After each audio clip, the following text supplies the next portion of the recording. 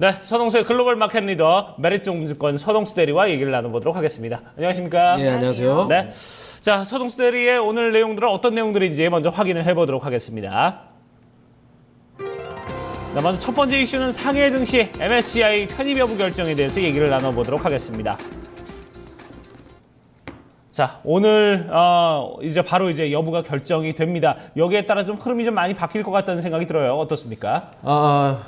그러니까 현재 미국 시간으로 9일 이제 오후 5시거든요. 네. 그렇게 되면 이제 내일 우리 시간으로는 그러니까 10일 날 아침 새벽에나 우리가 알 수 있을 것 같습니다.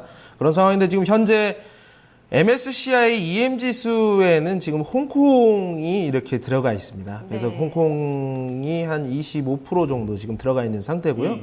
본토가 이제 편입이 되게 되면 여러 가지 이제 구성 인덱스들이 조금 많이 변하게 되는데요. 거기에 이제 추가되는 한편, 중국 지수가 추가되는 한편 그 자금을 또 이제 다른 타 국가에서 빼나가게 되거든요. 뭐 이런 것들이 이제 한국에서 한 2조에서 3조 정도 이상 돈이 나갈 것들을 좀 우려하는 이런 상황들이 지금 좀 시장에 있는 상황이고요. 뭐 그렇게 우려를 크게 하실 필요는 없을 것 같습니다. 아마 이제 만약에 편입이 되는 것이 결정이 된다고 하더라도 1년 후부터 실질적으로 그 인덱스 편입에 따른 자금 유출이 이루어지기 때문에 네. 그때까지는 조금 괜찮다라고 보시면 될 것 같고요. 상해 종합지수 보시면 이거 뭐 5천을 훌쩍 넘어서 5천 그러니까 이제 그 EM 지수 편입 그러니까 6월 달 초에 제가 예. 이제 작년 이제 말부터 해서 이 편입 전까지 계속 오르지 않겠느냐. 근데 네. 뭐 한 4천선 정도로 생각했던 이 목표가 5천 포인트를 크게 넘어서고 있는 상황입니다. 네. 그래서 사실 그 7년 만에 이 고점을 다시 한번 트라이를 하는 모습들을 우리가 확인할 수 있는 그런 상황입니다. 네. 네. 예, 그러니까 이제 편입이 되게 되면 그러니까 A주죠. 중국의 A주가 MSCI의 EM 지수에 편입이 되게 되면 굉장한 자금이 들어올 것이다라는 기대감이 반영되면서 끌어올렸다는 말씀이신데 이번에 그 A주 그러니까 지난해에 불발이 됐잖아요. 그때 당시에 굉장히 좀 자금 흐름이 균등하지 못하다. 그리고 개방 시스템도 굉장히 미약하다라는 얘기들이 나왔습니다. 물론 이제는 후광통이 시행되면서 좀 많이 변하긴 했는데 어떻게 보세요? 외신 쪽에서는 될 것으로 좀 보고 있을까요? 뭐 일단 로이터에 따르면 뭐 그 편입 여부에 대해서는 어느 정도 뭐 시간의 문제일 뿐 올해냐 뭐 내년이나 이렇게 관측이라고 보시면 될 것 같은데요. 뭐 사실 뭐 지금 전 세계를 이루고 있는 특히나 이머징 마켓을 이루고 있는 인덱스들이 중국을 전혀 지금 추종을 못하고 있는 상황들이 상당히 많기 때문에 이러한 것들이 어떻게 보면은 조금 또 지수가 또 종류가 많이 있습니다. MSCI도 있고 이제 파이낸셜 타임즈에서는 FTSE 같은 경우도 있는데 최근 들어서 FTSE 같은 경우는 중국 지수를 편입을 하는 이중 지수화를 시키면서 조금 뭐 앞서 나가는 모습들을 보여줬었는데 인덱스 펀드들이 이 지수를 추종을 하는데 지수 추종하는데 돈을 내게 되어 있어요.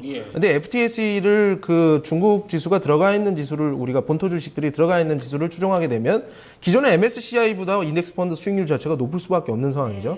그렇기 때문에 MSCI 비싸게 내고 FTSE 쓸 필요가 없다. 이런 것 때문에 MSCI도 맞춰줄 가능성도 상당히 좀 있는 편인데요. 어쨌든 이건 딴 얘기고. 어쨌든 중국 지금 시장 같은 경우는 어제 특히나 은행주, 특히나 대형주 관련해서 중심적으로 좀 상승하는 모습들을 보여줬었고 심천에서는 중소형주 IT주들이라든가 이런 쪽으로는 뭐 밸류에이션 뭐 부담이라든가 이런 것 때문에 상당히 좀 변동성이 커지는 구간들이 좀 많이 나왔었습니다. 그래서 어제 뭐 수출입 지표가 나오면서 좀 부진한 흐름들이 결국에는 뭐 지준율 하향이라든가 금리 인하라는 공산당의 뭐 공격적인 양적 완화 정책으로 이어지는 것이 아니냐라는 흐름 그리고 오늘 편입이 가능할 것이다라고 보는 긍정적으로 보는 이제 외국 자본들이 들어오게 되는 본격적으로 들어오는 이런 기대감 때문에 오르긴 했었는데요. 사실 이게 EM 지수 편입이 된다고 하더라도 안 된다고 하더라도 그다지 큰 중국 지수 자체에는 큰 영향은 없을 것으로 좀 보여지고 있습니다. 뭐 이제 심리적으로 그래도 우리도 이제 세계로 뻗어나가고 있는 거구나. 그 시점이 이제 이루어졌다. 아니면은 뭐 내년으로 미뤄진다. 이렇게 되더라도 뭐 그다지 큰 영향력은 없습니다. 사실 뭐 거래액이 2% 정도 보여 외인 비중 자체가 굉장히 낮습니다. 우리나라 같은 경우는 30%가 넘잖아요. 그래서 만약에 지금 현재 지수 비중이 한 25%가 돼 있는 것들이 100%로 이제 바뀌게 되면 이건 굉장히 오래 걸립니다. 오래 걸리는데 37%까지 올라서게 되면 외국 자본 중심으로 해서 인플로우 현상이 중국주 시장에 있으면 나쁜 거는 아주 굉장히 좋은 거죠. 네, 그래요. 자, 이렇게 만약에 편입이 뭐 되든 안 되든 뭐 큰 상관은 뭐 어떤 중국 증시에 영향이 없을 것이다 이렇게 선수들이 말씀을 해주셨는데 만약에 이제 편입이 된다 하면은 거기서도 이제 우리가 어떤 종목에 이제 좀 관심을 둬야 될지 이런 부분이 좀 엇갈리지 않겠습니까? 그런 부분에서 어느 관점으로 좀 보고 있는지 외신들은 또 어떻게 보고 있습니까? 예,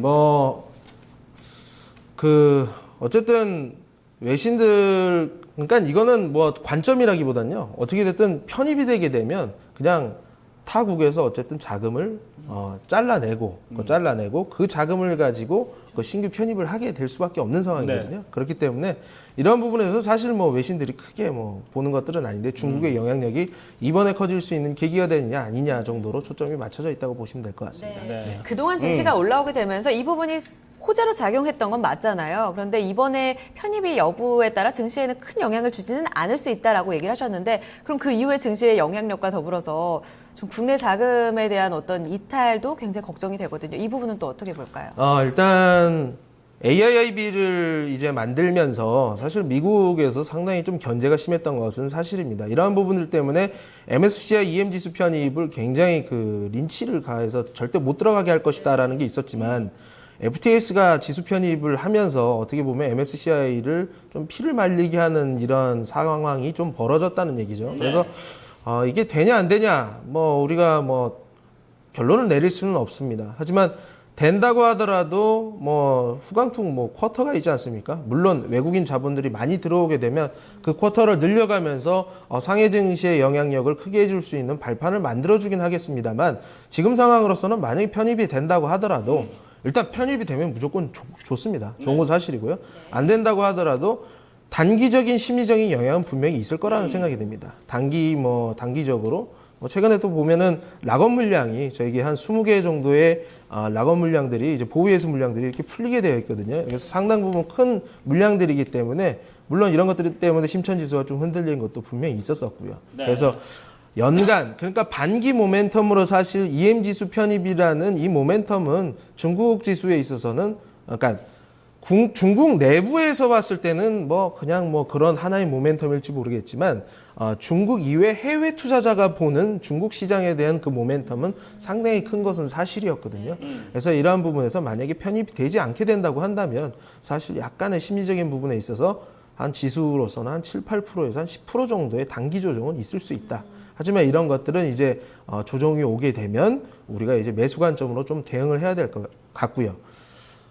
그 편입이 결정이 되면 우리나라 지수는 오히려 조금 더 자유로워지지 않겠느냐라는 게 제 생각입니다. 그래서 실질적으로 수급적인 부분들은 1년 후부터 나타나기 때문에 그리고 3조라고 한다면 우리나라 시가총액 1,000조가 넘어가는 상황에서 3조라면 그닥 큰 부분은 아니거든요. 이런 것들이 서서히 빠져나가기 때문에 그나마 조금 만약에 좀 다른 악재가 있다고 한다면 모르겠습니다만 그것 자체만으로는 우리가 움츠러들 필요는 없다. 오히려 오늘 편입이 결정되든 안 되든 우리 지수는 코스피 지수는 어느 정도 반등이 가능하지 않겠느냐 보고 있습니다. 네. 자, 국내 증시에도 오히려 더 긍정적인 영향을 미칠 가능성이 높다 이렇게 얘기를 해주셨고 그 빠져나가는 물량은 서서히 빠져나가기 때문에 크게 좀 걱정할 부분은 아니다. 대비를 충분히 할 만하다 이렇게 짚어주셨습니다. 자, 어쨌든 내일 아침 저희가 글쎄요 토마토 모닝쇼 시간에는 아마 전해드리지 못할 것 같고 그 이후 시간에 바로 아마 전해드릴 수 있을 것 같은데 어떻게 결정이 될지 이 부분 좀 지켜보도록 하겠습니다. 네, 첫 번째 이슈 마무리 짓고요. 다음 이슈로 가겠습니다.